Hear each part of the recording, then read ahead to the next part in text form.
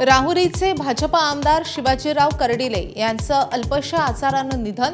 वयाच्या 67व्या वर्षी घेतला अखेरचा श्वास। अहिल्यानगर जिल्ह्यात शोककळा। बीडमध्ये मंत्री छगन भुजबळांच्या नेतृत्वात ओबीसी महाएल्गार सभेचं आयोजन। ओबीसी आरक्षणाच्या संरक्षणासाठी भुजबळ पुन्हा एकदा मैदानात। कुणबी प्रमाणपत्राविषयीच्या शासन निर्णयाला आव्हान देणाऱ्या याचिकेवर आज सर्वोच्च न्यायालयात सुनावणी। न्यायालयाच्या सुनावणीकडे सर्वांचं लक्ष। सोलापुरात महापालिका निवडणुकीच्या तोंडावर भाजपमध्ये मेगा भरती।